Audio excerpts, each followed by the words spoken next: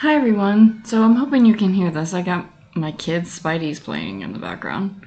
So you're gonna single mom, told you. So I want you to go back to Genesis 2:17, where God told Adam not to eat of the tree of the knowledge of the tree of good and evil, lest he would die. The serpent questioned to the woman in Genesis 3:1 and tried to change what God said and made her not believe what God said. Interestingly, in Genesis 3:3, she said she couldn't eat or touch it, showing how the man was protecting the woman as God created. The serpent took away their innocence and made them not trust God's word. And of course, we know, like I said, where it says man was supposed to be the protector, so he was trying to protect her. From what I'm learning is that it was not a serpent, it was a divine being that made them question God, and it would make sense that it was the fallen angel Lucifer mentioned in Isaiah. I was also reading a fiction novel from Jill Eileen Smith named Daughter of Eden, and it reminded me of this as well. It's a really good book. When reading Genesis 3:7, I thought, what would it be like to not know I was naked and be innocent? Genesis 3:10 mentions afraid, and I realized that there was no fear until the fall, which is interesting to think about. Genesis 3:12 mentioned the man blaming the woman for him eating of the tree when he didn't have to, but why did he?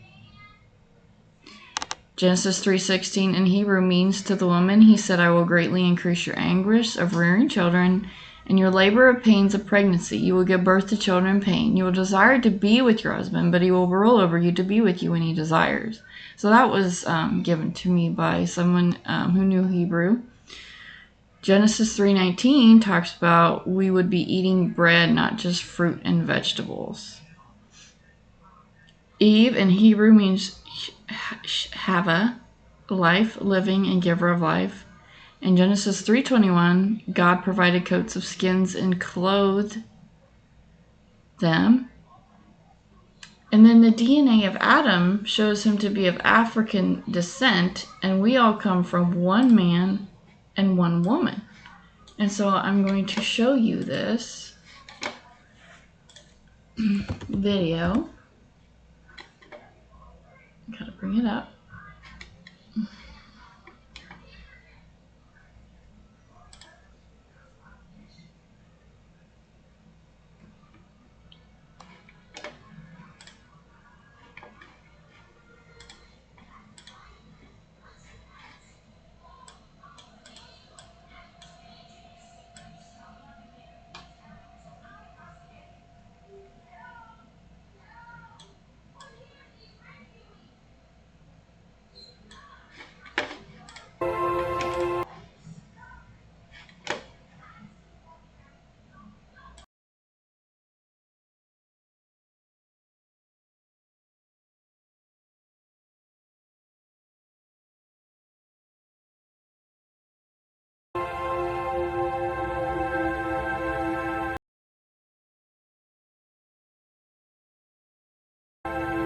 Without the skull, we can't know for sure what Adam looked like.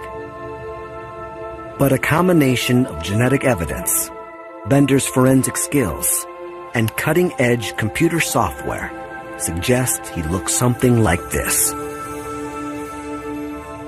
Thousands of years after the Bible, and hundreds of years after Michelangelo, we have a whole new face for Adam.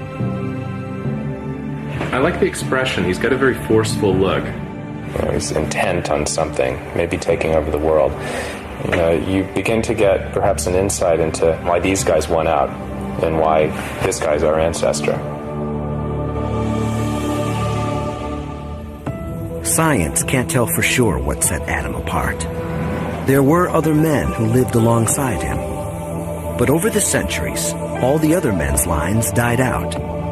Maybe some had only daughters, or no children at all.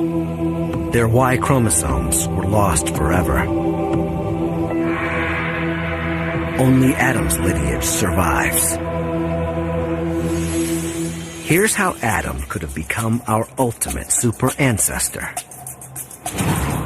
Sometime around 60,000 years ago, Adam is born. He's a fast learner, and in time, he proves himself as a leader of his tribe. His command of language sets him apart.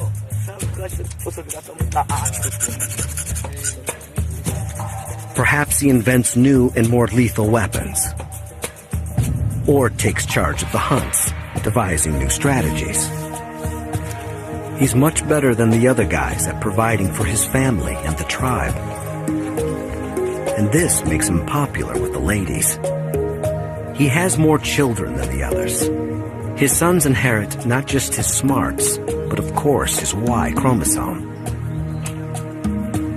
Like Genghis Khan and his sons, Adam's Y chromosome begins to spread through the population, and Adam's intelligence gives his sons the ability to leave Africa and populate the world.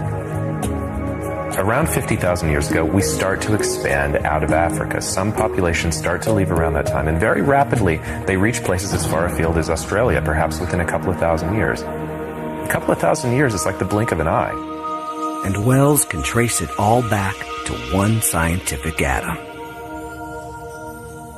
This is not the man God creates in the book of Genesis. But now, thousands of years after the Bible was written, science has confirmed the essence of its story. There was one man whose DNA survives in every man on Earth today. His Garden of Eden was likely East Africa. Other humans came before him, but only after him did we become truly modern. Scientific Adam unites all men today. From Bono to Nelson Mandela. From Tiger Woods to David Beckham. From Osama bin Laden to the Dalai Lama. Effectively, we're all members of an extended family. We're all really cousins. And some believe that's the message of Genesis, too. Adam represents all of us, and that's what makes him important. Not Adam individually, but the fact that Adam is every individual. We are all Adam.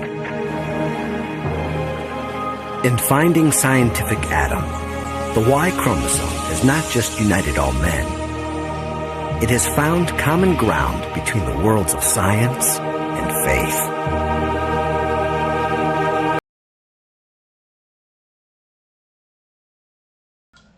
And that's the overview of Genesis 3.